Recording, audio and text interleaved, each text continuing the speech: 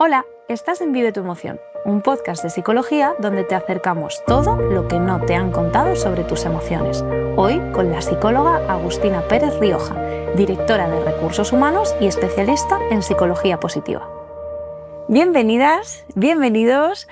Estoy convencida de que en algún momento de tu vida probablemente te has enfrentado a una sensación bastante desagradable e incómoda, que es no confiar en tu valor, en tu capacidad y en tus propios logros. Esto nos ha pasado a muchas personas, le pasa a demasiadas personas desde mi punto de vista, pero hoy queríamos profundizar en ¿esto es normal? ¿Es inseguridad? ¿O es síndrome del impostor? Un término del que hablamos mucho, pero que a veces necesitamos pararnos un poquito más a desgranarlo, a entenderlo, porque no todo puede ser síndrome del impostor. Además, es algo que nosotras hemos visto, digamos, como de una manera muy genérica. No hemos visto que dependa tanto del género, a lo mejor sí, ahora valoraremos, ni siquiera del estatus personal o profesional, sino que nos ha llegado muchísimas personas a lo largo de muchos años hablándonos de esta amarga sensación de no ser suficiente o no sentirse suficiente, con pensamientos, por ejemplo, de me van a descubrir que no soy la persona que creen que soy. Así que hoy nos hemos decidido hablar de esta temática, este síndrome del impostor, con una persona que ha dedicado mucho tiempo no solo a reflexionar, sino a divulgar sobre esto. Así que Marta, cuéntanos a quién hemos traído. Pues buenos días, buenas tardes, a la hora que nos escuches, la hora que sea. Bienvenida Agustina Pérez Rioja. Muchas gracias, encantadísima de estar acá con ustedes. Muchas gracias por estar aquí, porque para mí es especialmente especial que estés hoy aquí, porque no solo te admiro como profesional, sino que te quiero como amiga. Entonces es muy bonito que estés en este espacio con nosotras para poder hablar de precisamente todo lo que súper bien introducía Katia sobre el síndrome del impostor, que es un tema tan interesante y del que tanto nos han compartido en redes, ¿no? Pero para quien no sepa quién eres, Agustina, es psicóloga, directora de Recursos Humanos, experta en psicología positiva y en bienestar organizacional. Ahí es nada, tienes mucha trayectoria a tus espaldas donde has podido ver muy de cerca de todo lo que vamos a hablar hoy. Así que cuéntanos, porque además tienes un proyecto que se llama Activa tus propios recursos y además eres autora de estos dos libros que tenemos aquí delante. Estos dos bebés, tienes otros humanos y tienes estos en escritos. Sí, bebés humanos y bebés libros, aquí están. Sí. Todo. Estos dos libros, hoy nos vamos a centrar en uno de ellos, ¿no? Sí. Que es el que ya lleva un poquito más de tiempo, que son tus 3 aliados, cómo superar el síndrome del impostor. Pero luego, dentro de nada, bueno, realmente dentro de nada sale, pero cuando escuchéis esto ya llevará unos mesecitos, tus desganas, para hablar también de la desmotivación, ¿no? Cómo superar esa desmotivación personal. Cuéntanos un poquito quién eres, de dónde nace todo esto y por qué estás hoy con nosotras. Pues muy bien. Lo primero, gracias por este espacio, por estar aquí dando voz a este fenómeno, a esta experiencia como es el síndrome del impostor, que está tan popularizada y que también hay que dar ciertos matices, como decía Katia al inicio. Yo soy Agustina Pérez Rioja y soy una persona inquieta por naturaleza, determinada, decidida. Me describiría también como resiliente, valiente, a través de diferentes circunstancias que me han tocado vivir. Y básicamente tengo una pasión y una inclinación bastante marcada por ayudar a otras personas, y lo hago ahora mismo dentro de lo que es el ámbito de las organizaciones, porque soy directora de Recursos Humanos, siempre a través de la generación de espacios seguros. Me encanta el concepto de seguridad psicológica y lo utilizo mucho en lo que tiene que ver con lo que hago. A nivel también personal, tengo una orientación súper clara a futuro, por eso me suelo apasionar con proyectos y vivir intensamente planificando y metiéndome en libros y tal. Y eso también a veces es cierto que me lleva a tener un patrón un poco ansioso y a tener esta necesidad de control de lo que hago y del resultado. Con lo cual hay mucho del síndrome del impostor que también he experimentado en primera persona y reconozco, y que he logrado superar y reacomodar en mi vida, y por eso también es un poco lo que me ha llevado a escribir este libro.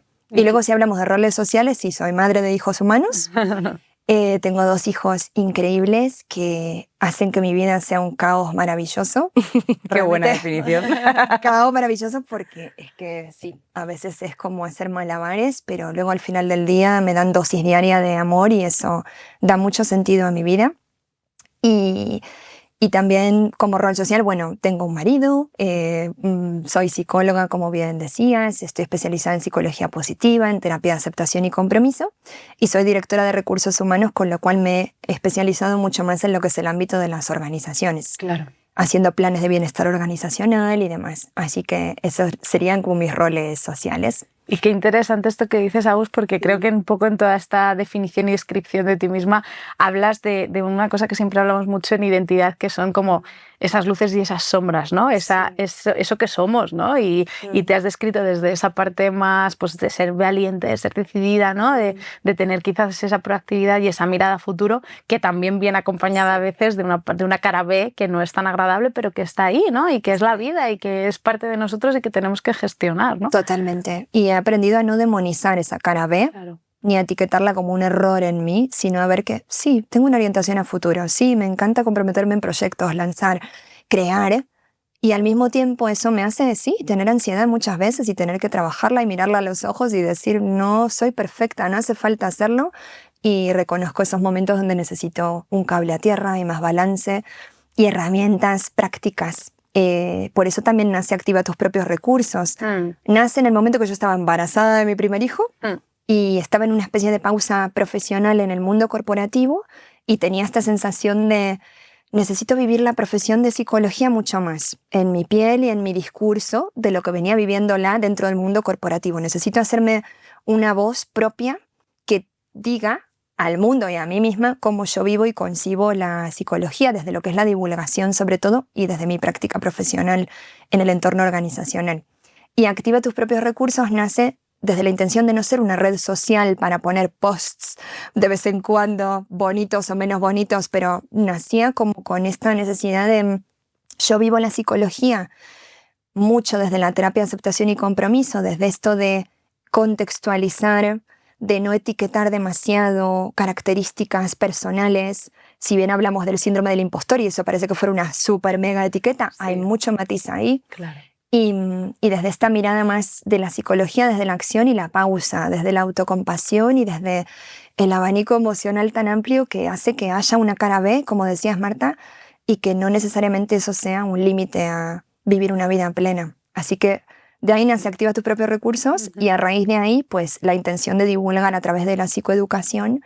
Estos son mis primeros 2 libros, pero no van a ser los últimos. Esperemos, por favor. Así ¿Pero que al libro por hijo? Fíjate, sí, creo que lo he planteado porque realmente les contaba, hablábamos antes, estos libros fueron escritos con cada embarazo.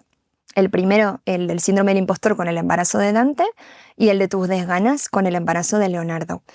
Y el proceso de edición, luego me encontré con Cabo Ibero, la editorial que ha editado estos libros maravillosamente. Maravilloso. Y ahí sí que hubo un trabajo de refinar, agudizar ciertos conceptos. Ellos agregaron notas editoriales con perspectiva de género súper buenas. Pero ya estaban escritos, entonces, bueno. Si hay un tercer libro, no sé si vendrá un tercer hijo o no, pero... Bruno, prepárate porque quieres seguir escribiendo libros y Entonces, vienen... Es que igual la inspiración Cada viene niño te de la viene gestación. con un libro debajo del brazo. En vez de un pan, un libro. En vez de un pan, un libro. Sí, podría ser. Pero qué bonito esto porque yo creo que esa parte supongo que puede pasar y transformarse en todas las profesiones, ¿no? Pero en la nuestra concretamente...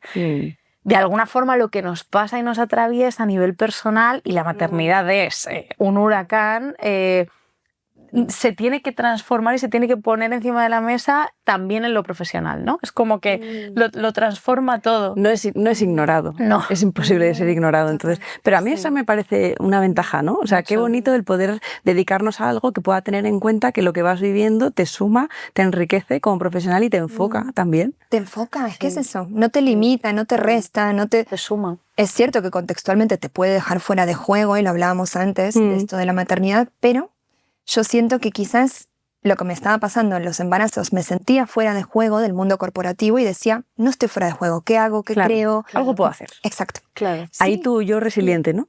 Sí, yo creo que sí. Sí, tal Qué cual. bueno. Mm. Qué Qué bueno, interesante. Agus.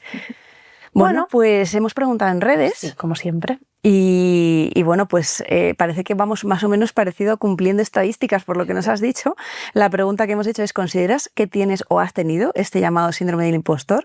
Y ha habido un 85% de personas que han dicho que sí, Wow. un 15% que no. Y tú nos decías que más o menos es un 7, ¿no? Sobre 10. 70%, 7 de cada 10, según los estudios de Valerie Young, que es una de las pioneras en lo que es el estudio del síndrome del impostor. Que es mucho, ¿eh? Es muchísimo. Que es que 7 de cada 10. Hablando, o sea, lo decimos sí. así como sin nada, como sin más. Bueno, siguiente cosa. No, espera, un momento. Paremos 70% en estos datos. Bueno, Heavy. bestial. Y entonces, bueno, pues hemos seguido. ¿Y qué pensamientos son los que te vienen a la mente con respecto a esto? Y bueno, pues muy en la línea de lo que decía yo al principio, os leo textualmente que no soy suficiente, que los demás están más cualificados que yo, o me viene como aparece y se despierta la hiperexigencia, que puede llegar a ser demoledora, o no voy a ser capaz. Una cosa que me encanta es, me van a pillar. sí. Esto que a mí me han dicho mucho, ¿no? Sí. Es como, es que en algún momento me van a pillar, me van a descubrir, van a ver que soy un fraude y que no soy la persona que han contratado, o bueno, esto también en el plano personal también, pues se va a desenamorar porque entonces esa sensación de me van a pillar. Total. Pero es que esto te tiene en hiperalerta, porque claro, me van a pillar el rato. implica que estás todo el rato en un trabajo, ¿no? De un personaje. Sí, de mantener una identidad frágil, totalmente, porque está vinculada a esa máscara de farsa que crees que no te pertenece. Claro. Entonces hay como una identidad un poco fragmentada. Qué agotamiento, ¿no? O sea, yo pienso, veo estos porcentajes y veo estas respuestas, ¿no? Que ahora continuamos diciendo porque ha participado mucha gente y cuando participa mucha gente es que esto remueve, ¿no? Pero yo veo estos porcentajes y pienso, madre mía, qué sociedad tan agotada, ¿no? Hablábamos precisamente de la sociedad del cansancio en el final de la cuarta temporada, que fue este episodio en directo, y hablábamos de precisamente este libro, ¿no? De la sociedad del cansancio. Una sociedad de tanta producción, de tanta exposición hacia afuera, ¿no? Que hace que, claro, todas las miradas externas tengan que van a tenerla, ¿no? Porque obviamente no podemos estar ajenos a lo que los demás opinen o piensan de nosotros, pero de una manera como muy, muy devastadora, como decía, muy demoledora, ¿no? Sí. Y esto, claro, esto es agotador. Psicológicamente es muy difícil de sostener. Totalmente. Mucho. Y el contexto digital hoy en día evidentemente hace que Ha aumentado, ¿no? aumente, y para mí sí que ha amplificado, y es uno de los contextos que realmente vemos como muy potentes de cara a la aparición y mantenimiento del síndrome del impostor, porque la comparación está a la orden del día. Claro. Siempre hay alguien que igual lo hace mejor, o que lo hizo antes, Claro. o que lo controla más. Entonces estamos en una constante carrera contra nosotros mismos, donde esa mirada ajena, en vez de aportar igual a sacar lo mejor de nuestros recursos para crecer, para expandirnos, nos limita y nos hace sentir que no somos suficientes. Claro, fijaos que ahora estaba pensando que de alguna manera estamos como viviendo en un Gran Hermano. ¿Os acordáis los participantes de Gran Hermano que siempre dicen que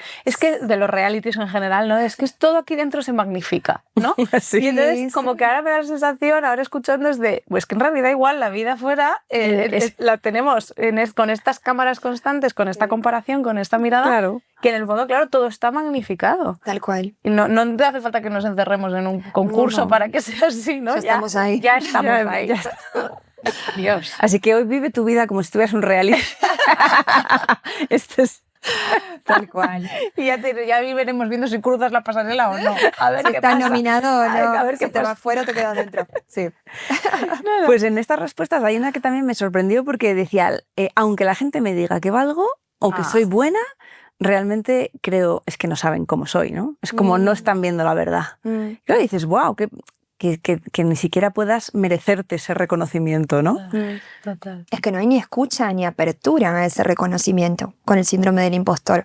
Al final, estas creencias tienen mucho que ver con 3 creencias base dentro de lo que es el síndrome del impostor, que realmente son como lo que acompaña. Luego hay matices y hay 5 tipos de impostores donde podemos entrar a hablar un poquito más, según lo que propone Valerie Young. Pero las 3 creencias fundamentales del síndrome son que los demás tienen una visión demasiado sobredimensionada de mí mismo, de mi talento, mis capacidades, lo que valgo, lo que he logrado.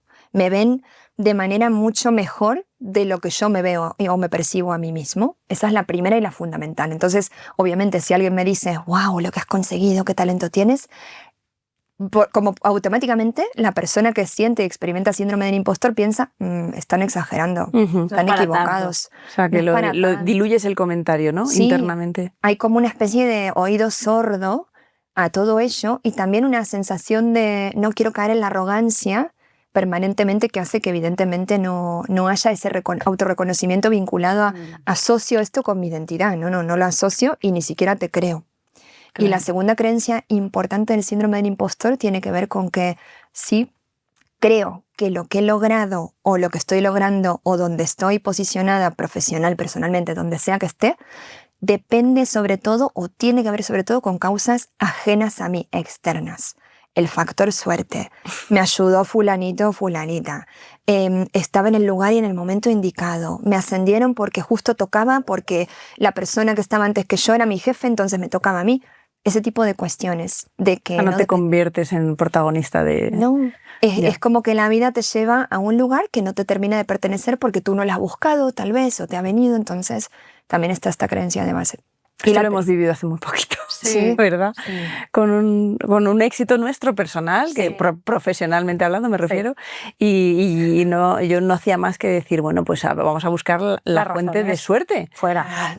¿Esto por qué ha sido? Esto ha sido porque pasó esto y pasó aquello y ese ha sido el momento. Y claro, tenían muchas ganas y claro, pasó no sé qué. Era, bueno, que podemos decirlo porque ya a estas alturas lo que ha sido pues que el retiro que hacemos en noviembre, pues en menos de 48 horas las 17 plazas que había se agotaron, ¿no? La gente las reservó. Espectacular. Y claro, para nosotras esto ha sido brutal, ¿no? Que es el reflejo y el recoger tantísimo trabajo que hemos hecho, amiga, y muy bien hecho durante todo este tiempo. Ha sido por eso. Ha sido por eso. Ha sido por eso. Sí.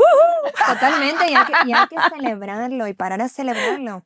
Porque cuando no lo celebramos y pasamos página y vamos al siguiente éxito, también potenciamos esto de siempre voy a buscar afuera el motivo de mi éxito. Claro. Que, ojo, también hay causas externas y contextuales que pueden favorecer los logros. Claro. Por supuesto. Y aquí hubo, ¿no? Hubo una serie de causas que hicieron también que ayudase a... Exacto. Pero la confianza de 17 personas a un retiro con lo que supone y demás, bueno, es resultado de otros 6 anteriores donde hemos dado el 100%, ¿no? Y el 1000 por 1000. Así que que lo sepas, amiga. Sí, y hay que decirlo. Que lo sepamos. Sí, que lo sepa. Y hay que decirlo, verbalizarlo y hacer como una celebración con orgullo, porque si no, diluimos esa posibilidad de ver qué hay en el logro que conseguimos de nosotras mismas o de nosotros mismos. Y cuando no hacemos esa asociación es cuando también puede fomentarse más la aparición del síndrome del impostor, porque no vinculamos lo que logramos a algo que traemos nosotros y que hemos conseguido gracias a nuestro mérito, nuestro talento, nuestro esfuerzo, nuestro compromiso. Eso lo veo yo mucho con las personas que no se paran a celebrar lo que consiguen, porque enseguida es como, bueno, esto no es motivo de celebración, hay que seguir y al final llevan un peso a sus espaldas muy grande que no sé si vincularlo al síndrome del impostor, porque no sabría hacer automáticamente si estas personas podrían tenerlo, ¿no? Pero sí que es cierto que van como por la vida con una exigencia, una sobreexigencia tan grande que no se permiten tampoco esa parada de un autorreconocimiento, ¿no? Totalmente. Tiene cierta, no solamente con el síndrome del impostor, evidentemente hay muchos patrones ahí que pueden jugar, pero uno de los tipos del síndrome del impostor, que es el perfeccionista, también tiene mucho que ver con esto. Claro. ¿Y esto que has dicho de las 3, es por los 3 pilares que...? No. Ah, no. No, pero bueno, podría ser. Mira, yo lo he relacionado con el título del libro. Pero podría ser. No, porque no es que cada pilar destraba una creencia. Ahora matizamos un poco ahí. Vale. Pero la tercera creencia también, que ya hemos hablado de 2, la de los demás me ven mejor de lo que yo me autopercibo. La segunda creencia, que es esta de lo que a mí me sucede, mis logros, lo que consigo, depende tiene que ver con causas sobre todo externas a mí, no tanto conmigo, no tengo mi identidad asociada a mis logros y demás. Y la tercera es lo que decías, Katy, al principio, de que ha salido también en las encuestas, en cualquier momento se me cae la máscara, me descubren, me pillan, se dan cuenta de que no tengo este talento, de que no valgo, con lo cual tengo que hacer todo ese esfuerzo emocional y cognitivo para mantener esta máscara tal cual está, mostrarme ante los demás y no tengo posibilidad o margen de error o de ser otra persona o de asociarme con otra identidad que no sea la que se acerque a eso que creo que es por lo cual me dicen que tengo talento. Claro, entonces sostener esto pesa muchísimo para las personas, ¿no? Fíjate que de las 3 creencias que dices, hay una emoción que está sobrevolándola a todas, ¿no? De alguna manera orquestan, pero hay una muy concreta que a nosotras nos gusta mucho identificar siempre con todo lo que tiene que ver con la identidad, con la autoestima, que es precisamente el orgullo, ¿no? Has hablado de poder reconocer con orgullo, ¿no? Al final el orgullo, que es una emoción que cubre una necesidad socioemocional de reconocimiento, nos cuesta mucho y es una emoción muy mal entendida y normalmente apartada, porque no nos permitimos parar en ella, porque el mensaje social de ser una persona, estar orgullosa de lo que haces, es ser una persona creída, prepotente, soberbia, ¿no? Y esto genera mucho rechazo, las personas no quieren conectar con eso, ¿no? Entonces tendemos mucho más a colocarnos en un perfil más bajo y a esa inferioridad, con tal de que desde fuera no se nos perciba así o nosotros no nos percibamos desde este lado. Pero claro, las cosas no son blancas o negras, ¿no? Entonces al final esa relación con el orgullo es muy, muy, muy importante, y cuidar esta emoción es súper, súper necesario. Totalmente. Y está en la base de la autoestima equilibrada o sana también, el tener una asociación con el orgullo de manera que no sea ponerlo en el polo de la arrogancia o ponerlo en el polo de ya llegué a mi máximo y no tengo nada más que aprender y me aplaudo y me doy palmaditas en la espalda. No. Claro. Pero sí, me parece interesante que esta emoción esté volando las creencias o sobrevolándolas, porque sí que creo que podría ser un bloqueo de conectar con ese orgullo normal, sano, como emoción, porque al final no nos damos permiso cuando tenemos o experimentamos síndrome del impostor justamente a asociar a la identidad de esos logros y a pararnos un momento a celebrar por muchas creencias de base, como son esta de lo están haciendo mejor otros, lo han hecho antes, no soy capaz, se van a dar cuenta, etc. Estos mensajes que no son una inseguridad aislada y pasajera, sino que es un autodiálogo interiorizado y tan automático que no somos tan conscientes de que nos decimos estos mensajes hasta que sucede algo que hace que quedemos expuestos de alguna manera y tengamos que decir, no, estoy sosteniendo esta máscara, ¿no? Claro. Con lo cual, un ejercicio muy importante, justamente para superar el síndrome del impostor, es entender todo ese abanico emocional y conectar con el orgullo también, de manera de que puedo celebrar mis logros y no por eso ser arrogante. Claro. Puedo estar satisfecho con lo que he logrado y lo que he conseguido y no por eso no ver que otros me han ayudado o que hay un contexto que también ha favorecido que yo consiga esto. Qué interesante eso. No se trata de reemplazar para mí la narrativa impostora por defecto con una narrativa de superego narcisista, claro. Porque si no, no estaremos haciendo un buen trabajo de superación. Claro. ¿Y por qué no te lo vas a creer, no? Al final son cosas que se van a caer por su propio peso, es que no... Y luego además que nosotras, el modelo con el que trabajamos de Preciada vincula mucho el orgullo con el miedo, es ese eje de la identidad, orgullo-miedo y miedo-orgullo. De manera que siempre que estamos trabajando con alguien es su orgullo, vamos a acabar trabajando también el miedo. Entonces, claro, yo pienso, ante esta dificultad, ¿no?, de conectar con tu orgullo y de reconocerte, hay un miedo a qué, ¿no? Entonces, para mí me parecería, terapéuticamente hablando, apasionante profundizar en cuáles son tus miedos. Miedo a decepcionar, miedo a ser rechazado, miedo a que no te quieran como eres, miedo a que... ¿Cuáles son esos miedos? Porque yo creo que de ahí es el manantial poderosísimo de luego todos esos mensajes que te dices, ¿no? Porque decías antes, es que alguien habrá mejor que yo. Sí, seguro, ¿no? Como diría Dani, nuestra compi. Sí. ¿Y qué pasa con eso? Sí, claro, sí. Alguien va a ver mejor, sí, alguien lo va a hacer, sí. Claro, demos por hecho esto. Claro. Acéptalo.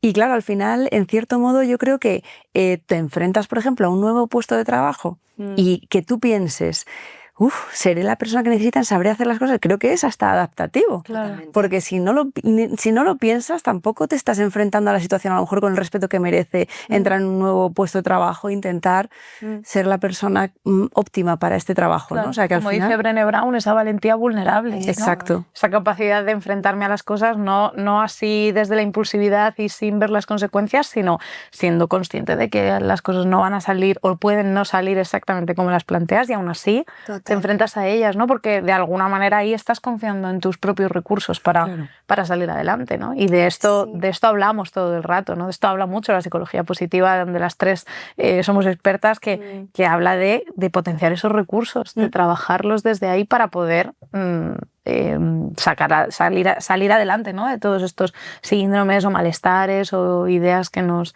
planteamos sobre nosotros mismos. Tal cual, y también me parece que es desdramatizar o desmitificar el hecho de que la emoción de miedo o que la emoción de orgullo llevada a ese plano o ese polo que hablábamos es negativa y deberíamos eliminarla, bloquearla, modificarla por otra. Creo que también sentir inseguridad, como decíamos recién, es normal, es adaptativo. El tema, ¿qué pasa cuando la inseguridad no es adaptativa? Cuando, por ejemplo, aparece el síndrome del impostor. Cuando esa inseguridad se cronifica de alguna manera y es limitante para la persona a la hora de vivir una vida plena, equilibrada, asociarse con ese orgullo sano a su identidad.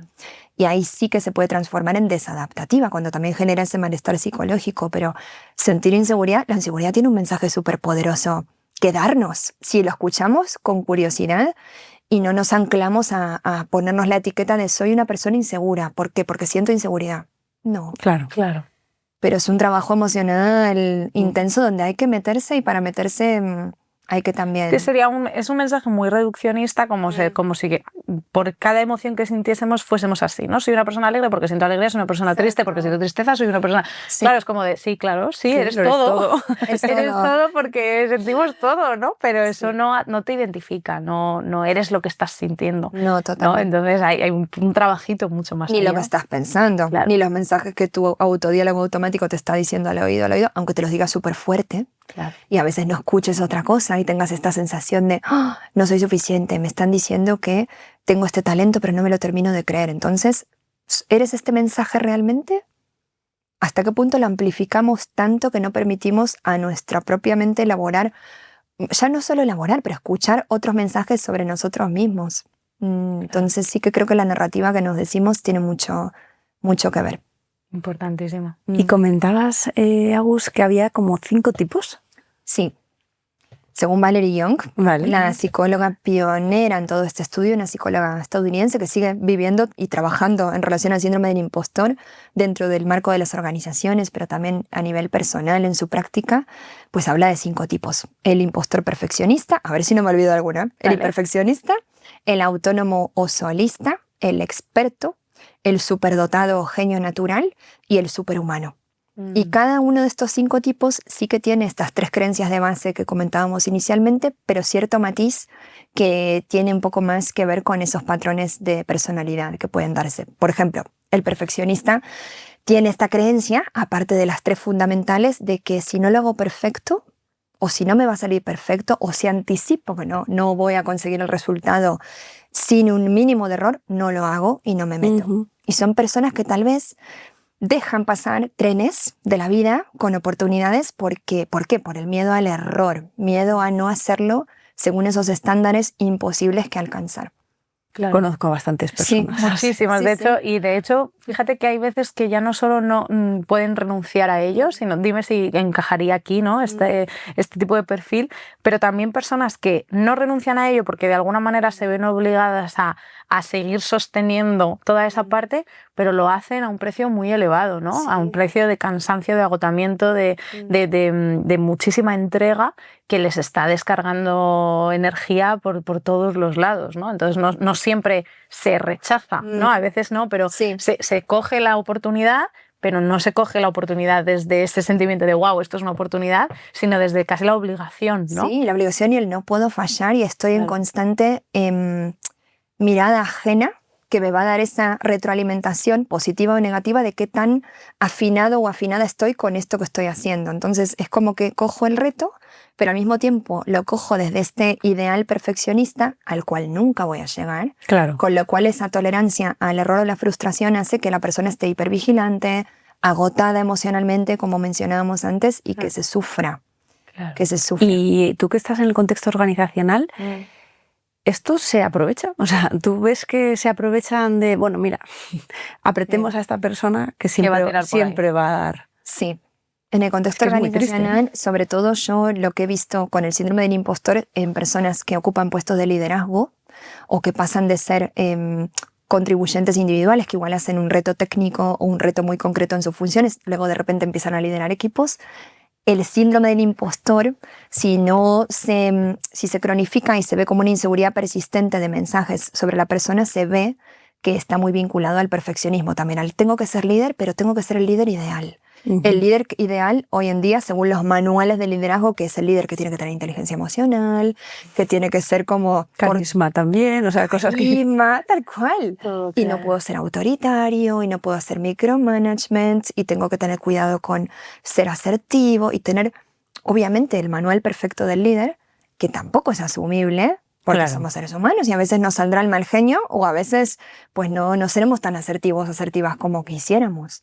Entonces sí que veo vinculado al liderazgo a personas que intentan cumplir ese ideal, este síndrome del impostor perfeccionista. Ujú.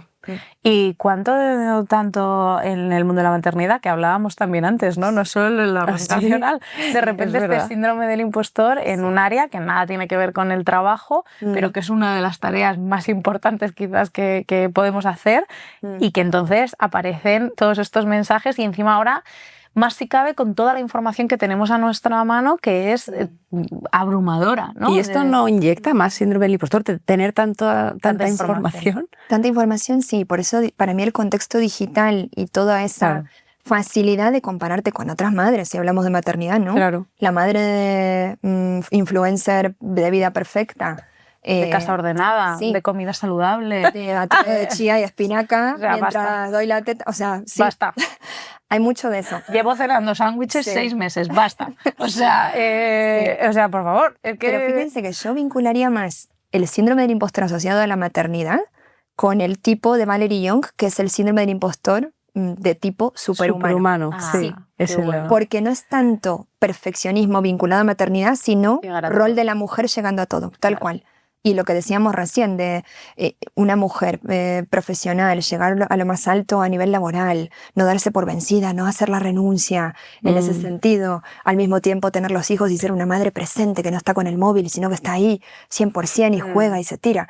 Y al mismo tiempo, pues, ser buena esposa o ser buena pareja de la pareja que tengas. Al mismo tiempo, no sé, tomarte el batido y hacer... Detox. Sí, el batido detox y hacer incluso un balance de alimentación sana para tus hijos, porque no les des de comer Cualquier porquerías. cosa, claro. Entonces, por favor. todo esto, No les pongas a la tele, o sea, claro, pantalla todo. nada y a todo, dormir. Sí, o sea, todos estos mensajes, como hay tanta información, potencian el síndrome del impostor superhumano asociado a la maternidad y lo vemos. A mí me da un poquito de miedo teniendo en cuenta que el ser humano es muy pendular y cuando ya se satura de algo se va al otro extremo, que estamos en este extremo porque ha habido otro. Claro. Que nos pasemos de frenada y nos hartemos y nos vayamos al otro extremo. O sea, extremos nunca, ¿no? Pero me da un poco de miedo. Es decir, ¿cómo podríamos intentar ser conscientes? Ya estoy añadiendo al superhumano otra cosa más.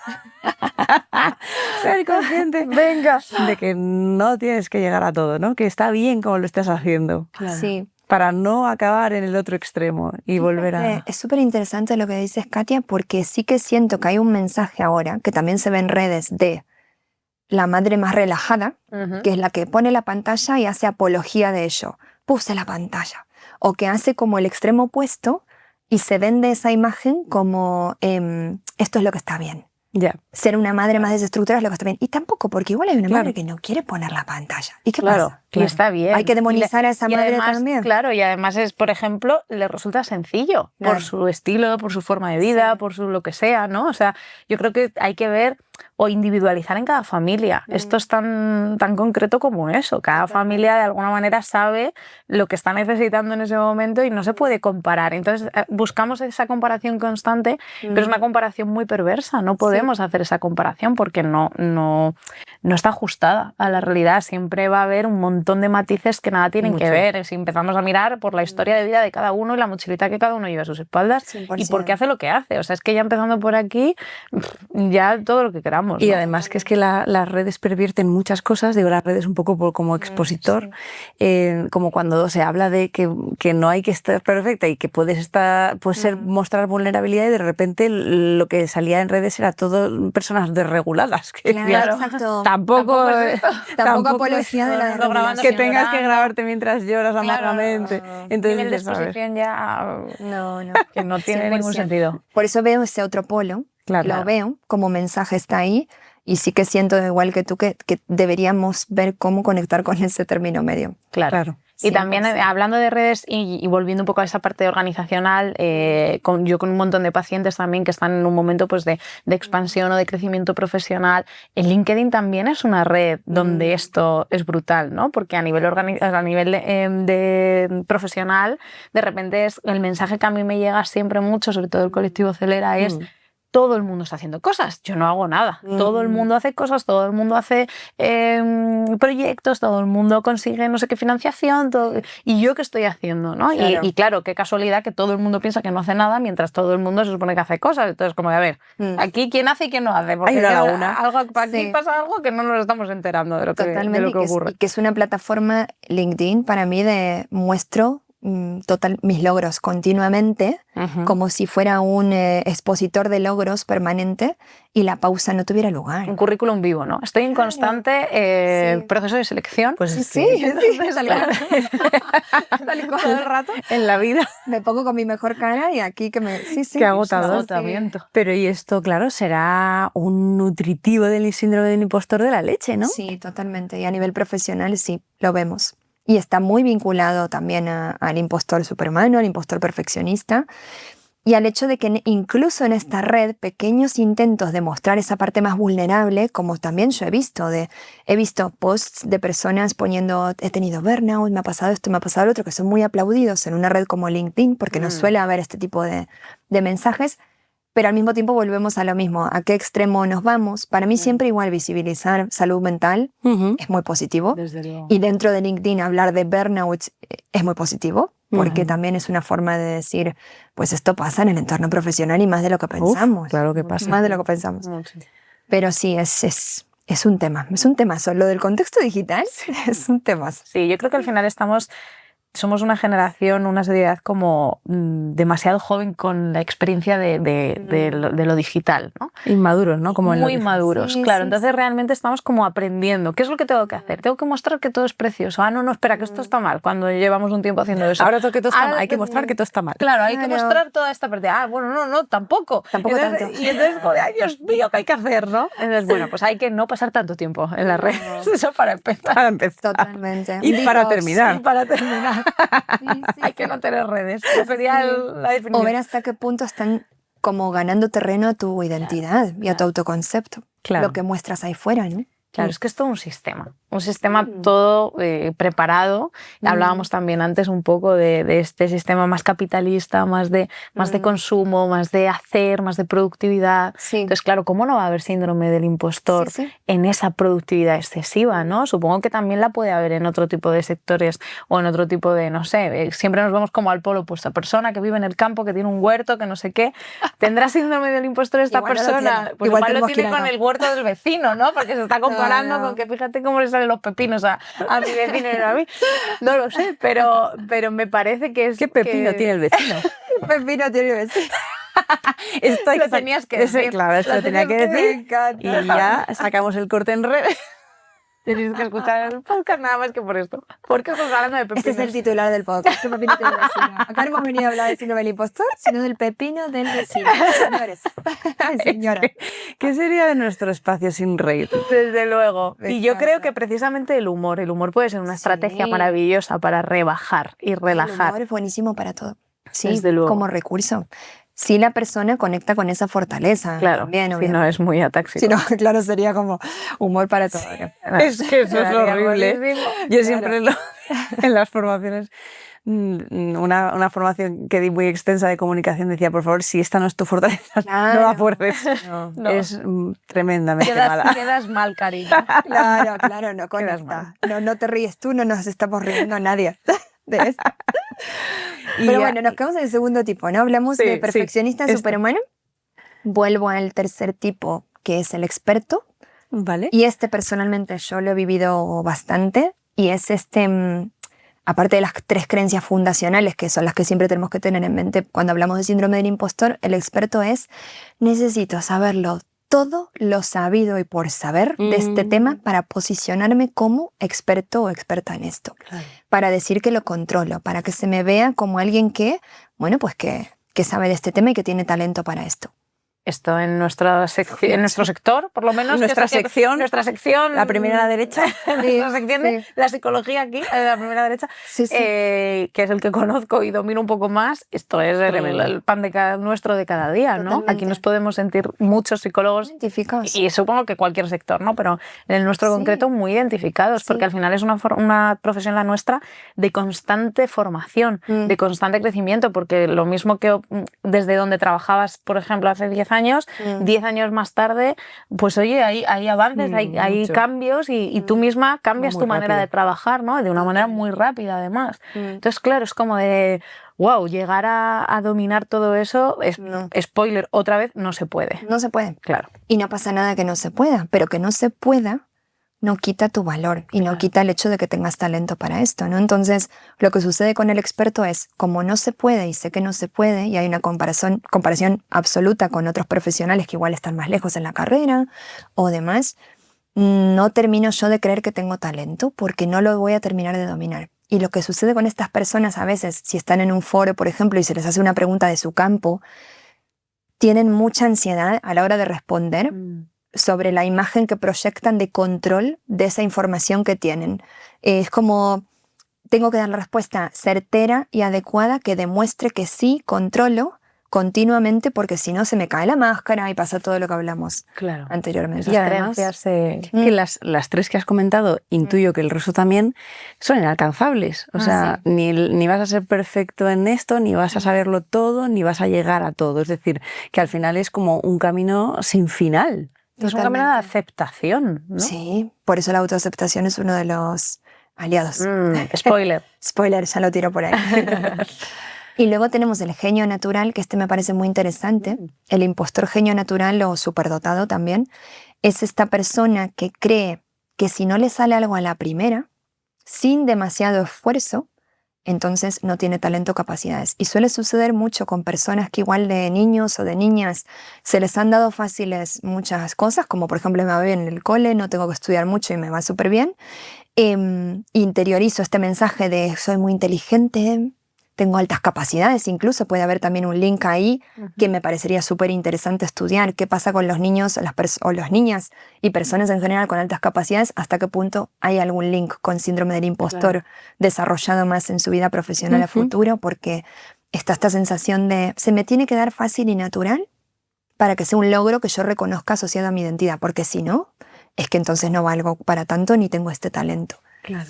Entonces, y además que has construido la identidad en ser muy capaz. Exacto. De repente, si no te sientes tan capaz, es como que identitariamente te rompe, ¿no? Total, es que estamos acá hablando todo el tiempo de identidad, autoestima, al final, y lo que interpretamos en relación a esas creencias, cómo se terminan de anclar con esa identidad. Qué interesante, porque al final nos vamos como a los dos polos, ¿no? Ese síndrome del impostor que se activa porque no me siento capaz, me siento inseguro, pero también se activa cuando me siento tan capaz, ¿no? Me voy al otro extremo, que es imposible llegar a todas esas expectativas que yo mismo me pongo o que percibo que los demás tienen de mí, ¿no? Total, ¿y qué aparece ahí? Lo que decía Katy antes, el miedo. ¿A qué? Pues a la pérdida de identidad, a tener que hacer otro esfuerzo para mantenerme en ese estado imposible, ideal, donde realmente el error, el fallo o el salirme de ahí me anula como persona merecedora de esos éxitos y merecedora de que los demás los reconozcan en mí o de yo misma conmigo misma. Entonces el genio natural tiene mucho de eso. Y como estudio para quien quiera recogerlo, igual yo también en algún momento lo de altas capacidades me parece que sería súper interesante de ver cómo vínculo ahí.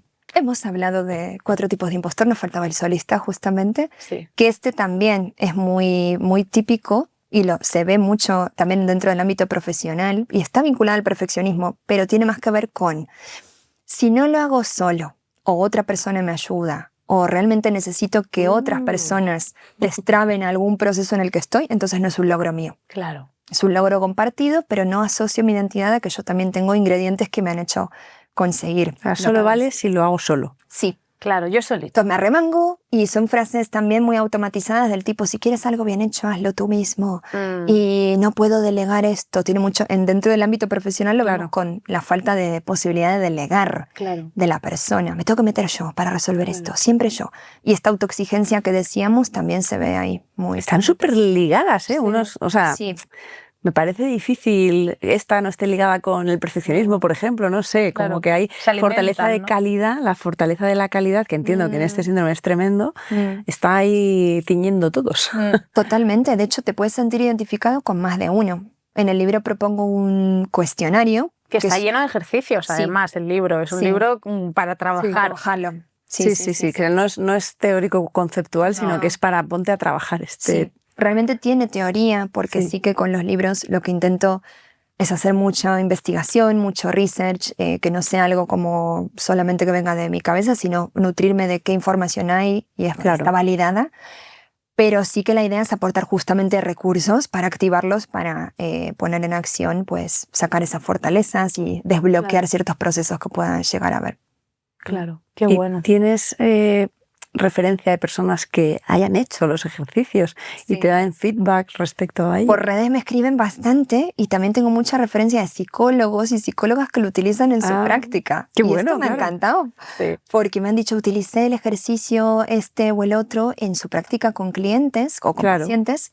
Y eso también es una satisfacción, porque creo que es un libro que se puede trabajar tanto en terapia como a nivel personal, como si fuese de un libro de autodesarrollo que tú mismo coges y haces tus ejercicios. Claro, porque alguna ocasión a ti te llegan con motivo de consulta síndrome del impostor, o es algo que tú percibes en el trabajo y te metes. Pues ahora mismo yo me meto y lo persigo en el trabajo, porque trabajo de directora de recursos humanos, entonces trabajo muchísimo con líderes de equipo y mandos intermedios y con también todo lo que tiene que ver con equipos ejecutivos y SEO y demás.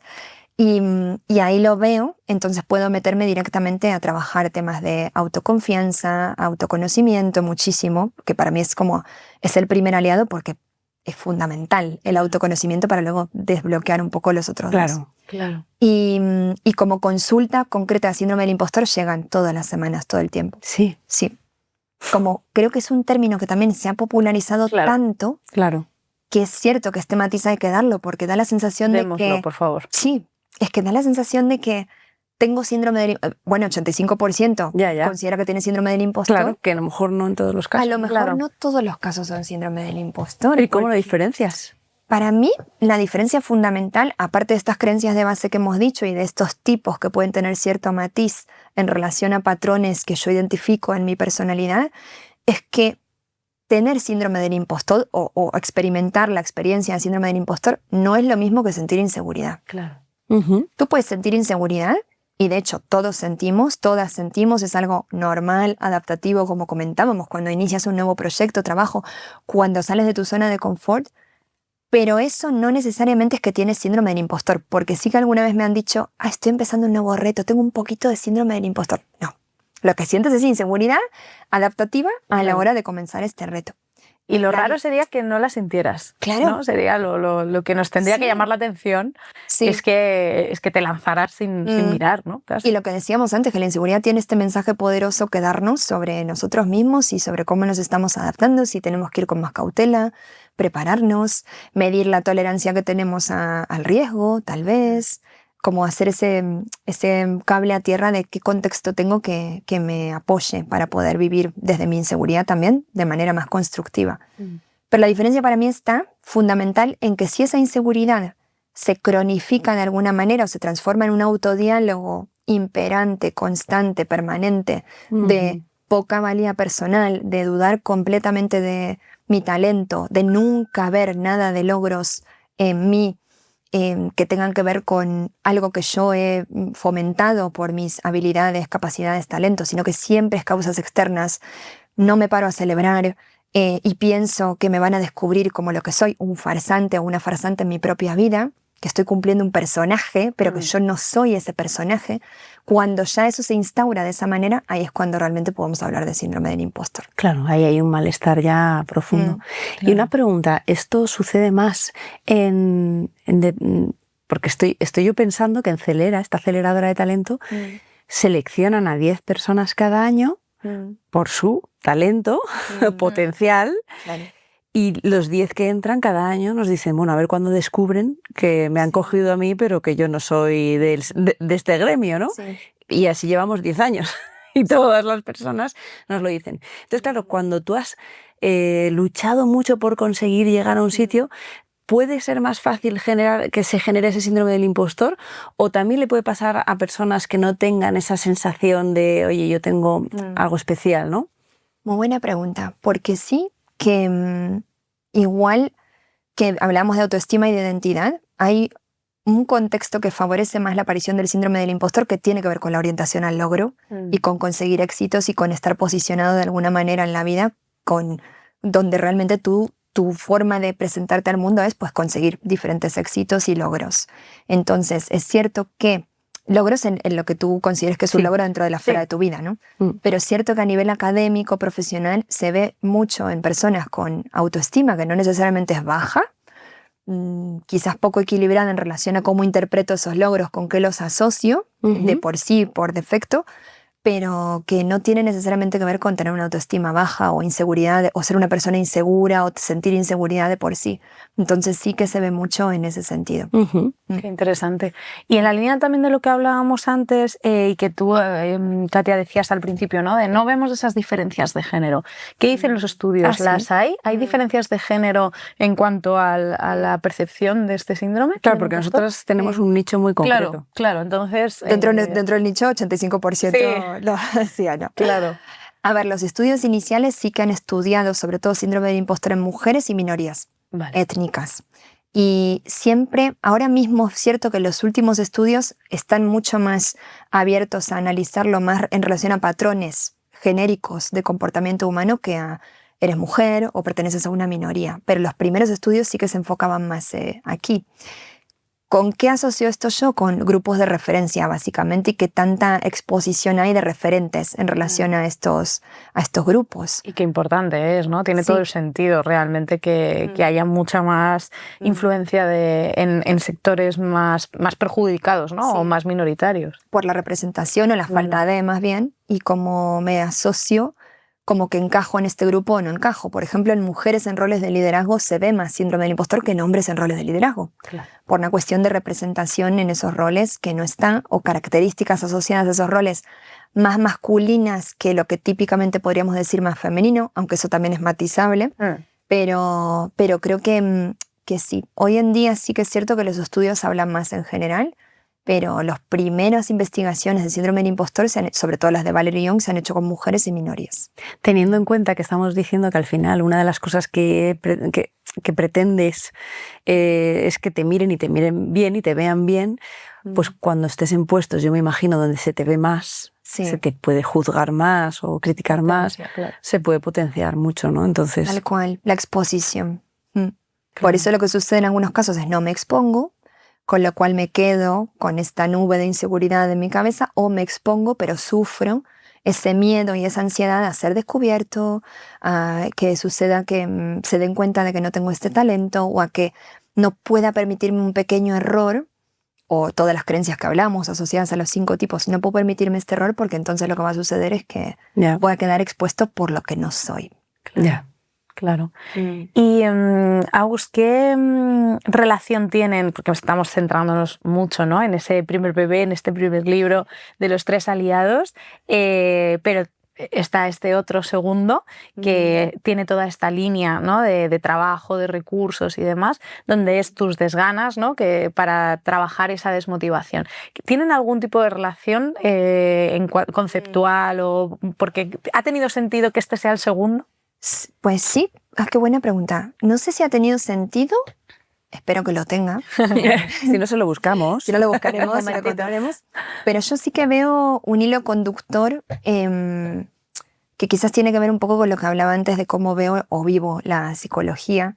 Y al final es desdramatizar o quitar la etiqueta negativa que de por sí podríamos llegar a tener automatizada en relación a emociones que igual son un poco más incómodas, como la inseguridad como la desmotivación o el bloqueo, en vez de pensar que tengo que salir de ahí, tengo que superar, aunque el libro se llama Superar el síndrome del impostor, lo que digo mucho en el libro es superarlo no significa no tener inseguridad. Claro, Significa justamente que con tu autoconfianza, con tu autoconocimiento, con tu autoaceptación, tú aprendas y logres ver que dentro de todo tu abanico emocional no hay nada negativo ni nada que te pueda obstaculizar. Es información que puedes utilizar a tu favor y tú puedes incluso sentir inseguridad y sentir miedo y aún así ver valor en ti mismo o en ti misma. Entonces, con la desmotivación pasa lo mismo, en tus desganas. Al final hablo de tus desganas porque lo que intento es desdramatizar la desmotivación o el bloqueo motivacional, el no tener un propósito vital claro, el sentir que no tienes muy claro qué es lo que quieras hacer con tu vida. Bueno, pero puedes vivir intencionalmente. ¿Y de qué manera vivís intencionalmente? Pues hay una serie de ejercicios para ayudarte a conectar con eso. Qué bueno. Pero lo que veo como hilo conductor es justamente eso, el hecho de primero contextualizar, no hablar de emociones negativas o positivas y entender que incluso las desagradables pueden ser información súper valiosa para abrazarlas dentro de tu mundo emocional y seguir adelante con la vida plena que quieras tener y que mereces tener. Entonces veo esa relación y obviamente en el síndrome del impostor, cuando sucede, puede haber esta desmotivación de cara a asumir retos o de cara a mantener ese ideal y por lo tanto vivo agotado emocionalmente, vivo con esta ansiedad, vivo con este miedo a ser descubierto que me puede llegar a desmotivar, ¿no? Claro. Entonces trabajo mucho en tus desganas también todo lo que tiene que ver con el vacío motivacional. ¿Y qué pasa en ese vacío? Pues que puede ser un terreno fértil. Y también el concepto de procrastinación, por ejemplo, Sí, está, también. porque esto lo vemos muchísimo, ¿no? Me Esta encanta ese parte concepto. en la que las personas ya no es un... recuerdo además perfectamente una paciente a la que en una devolución hablábamos de que brutal es esta autoexigencia en ti, ¿no? Y ella no reconocía para nada, era como de ¿qué vas? Yo soy la persona más vaga del planeta. ¿Cómo que autoexigente? Y es como de, bueno, y vamos precisamente por eso, y precisamente porque este es el mensaje que me estás dando, precisamente vamos a hablar de esto, ¿no? Y de repente como que se le abrió un mundo identitario de, wow, sí, claro, ¿no? Porque la procrastinación y la autoexigencia, y por lo tanto esa procrastinación con el síndrome del impostor puede estar, hay muchas personas que quizás sienten que son procrastinadores natos y que son muy vagos o vagas y entonces, ¿cómo voy a tener yo síndrome del impostor si realmente no voy a llegar a conseguir nada de esto, ¿no? 100%. Por eso también lo que decía Katia al principio de escarbar y ver el orgullo y el miedo y qué miedo hay detrás, me parece un trabajo súper interesante para justamente la desmotivación y el síndrome del impostor también, ver qué hay detrás de esa parte de identidad. Y también yo creo que es lo que hablábamos antes de la cultura, la sociedad en la que vivimos en esa sociedad hiperexpuesta, donde sentir desmotivación o bloqueo o inseguridad, aún a día de hoy, aunque esté este otro mensaje que viene apareciendo y demás, sigue siendo como una falla personal de la que tengo que salir. Tengo que ser mi mejor versión. Tengo que ser la versión más ideal de mí mismo. Y mucho miedo a la depresión también. No puedo estar ahí con esta sensación de vacío porque esto me va a llevar a un lugar muy peligroso, ¿no? Tal cual. Tal cual. Y además que hay una cosa que no sé si a las personas que nos estén escuchando se les habrá activado o no, pero a lo mejor han estado todo el episodio esperando cuál es el clic que tienen que hacer. Y claro, ocurre que en psicología acabamos llegando a... Y entonces el autoconocimiento y la autoaceptación son la base para... Y entonces a mí muchas veces, entiendo que vosotros también os dicen, ¿y cómo me acepto? ¿Y eso cómo se hace? Entonces, claro, yo creo que es muy bonito mandar este mensaje que has mandado antes. Además, no recuerdo, no he retenido cómo lo has dicho, pero me ha parecido precioso, ¿no? Pero que viene a decir que la vida es un acto de conciencia. Es decir, bueno, pues y a cada momento activaré ciertos recursos que me permitirán, digamos, como conectar con el siguiente recurso que tengo que aprender. Y así todo el rato. Entonces, si hay alguien que dice, bueno, yo estoy sintiendo esto y ¿qué hago? Aparte de pedir ayuda, evidentemente, si considera comprarse el libro, que hay un montón de recursos, y darte cuenta de que la vida va de esto, ¿no? De, bueno, y ahora estoy con esto y estoy trabajando en ello y lo siguiente será otra cosa, pero que no hay un antídoto contra el síndrome del impostor. No, ni contra la desmotivación para el caso. Y yo creo que sí que vivimos buscando antídotos y recetas mágicas y rápidas, y no las hay por más que haya ejercicios que puedan ayudar a activar esos recursos. pero siento como que si lográsemos como sociedad, como personas, vincular la palabra logro y el concepto de logro a mi yo en proceso de descubrimiento, de aceptación, de dejar ir, de incluso ver esa cara B de la que hablábamos al principio, ya tendríamos esa definición mucho mejor hecha. Y de hecho, uno de los ejercicios en el del síndrome del impostor es hacer un diccionario nuevo de lo que es fracaso y éxito.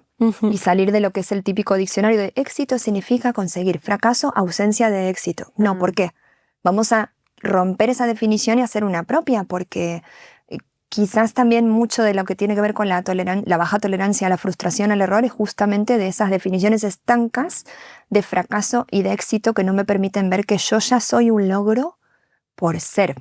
Y ya tengo que tener esa conexión de autovalía incondicional que cuesta muchísimo, independientemente de esa modo producción o modo ejecución o modo LinkedIn posts que demuestren o Instagram posts que demuestren que yo realmente conseguí esto o lo otro. Claro. Y esto me has activado una frase de Einstein que dice: el éxito es el resultado de las decisiones son el resultado de la experiencia y la experiencia el resultado de los errores. Claro, Así que no puedes llegar al éxito sin fallar. Sí. Es imposible, ¿no? Es imposible. Pero claro, qué importante esto, porque siempre hablamos y los psicólogos somos muy pesados, ¿no? En esta parte de la importancia del lenguaje, también de lo que nos decimos, y hemos hablado durante todo este episodio de la importancia de ese autodiálogo, de qué me estoy contando, de qué me digo, ¿no? Entonces, bueno, cambiar esas definiciones, pues señores de la RAE, vamos a ello, ¿no? A cambiar la definición de éxito y de fracaso, es muy importante, ¿no? ¿Qué estoy entendiendo yo por fracaso? ¿Qué estoy entendiendo yo por éxito? ¿Qué definición le pongo?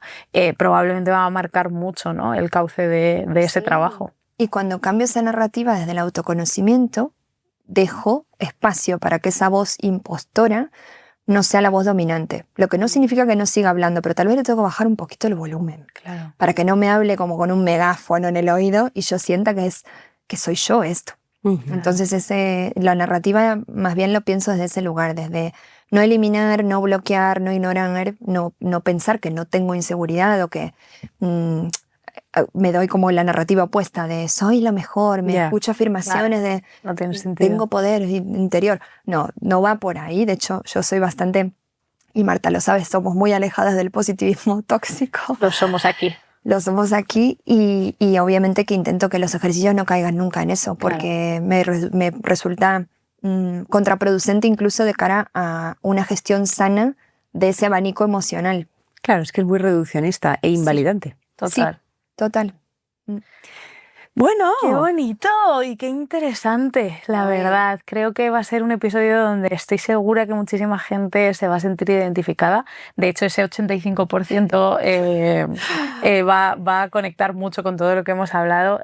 Gracias, Agus, de verdad, por tu sabiduría, por lo bonito que lo explicas, por el sentido que le das, por aportarle y darle al mundo todos estos recursos, porque creo que tanto para las personas que estén interesadas con trabajarlo como para los propios psicólogos que en consulta podemos seguro sacar un montón de aquí, es un regalo. Así que de verdad que gracias por habernos acompañado y habernos desgranado de una manera tan bonita, tan clara y tan estructurada qué es esto del síndrome del impostor. Sí, desde luego. Y a lo mejor un pequeño consejo es rodearte de personas que no alimenten tu síndrome del impostor, ¿no? Eso podría ser interesante. Sí, totalmente. Contextualicemos. Que el síndrome del impostor no es algo aislado, cognitivo en nuestra cabeza, por más que los tres aliados dudé mucho de decir autoconocimiento, autoconfianza, autoaceptación, porque parece todo muy auto, eres tú, tú solo, tú mismo. No, porque también hablamos mucho de contexto, pero sí que creo que es la llave. Luego cuando abres la puerta, obviamente hay un montón de otras cosas para Sí, porque si no, y es lo último ya porque al hilo de esto que estás diciendo, creo que si no hablamos de, o sea, creo que es súper importante que pongamos el contexto y siempre lo ponemos porque es fundamental, pero si no mandamos un mensaje muy de desesperanza, ¿no? Si no apelamos a esa parte interna de autoconfianza, de autoconocimiento, de autoaceptación, parece que es como que no tenemos nada que hacer y no es verdad, ¿no? Hay mucho que podemos hacer, pero también tenemos que ser muy conscientes que hay un sistema muy fuerte alrededor y un contexto muy potente que orquesta mucho.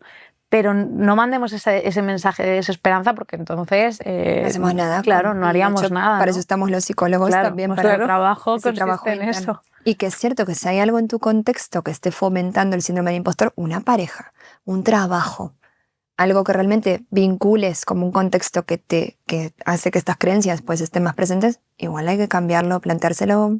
Entonces sí. Trabajito. Pues muchísimas gracias, Oye, a pues Agus. vosotras, lo he disfrutado muchísimo y gracias, de verdad, de corazón. Gracias a ti.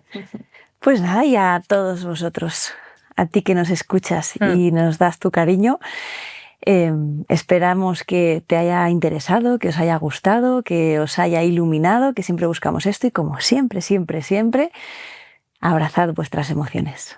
Sí. Adiós. Adiós.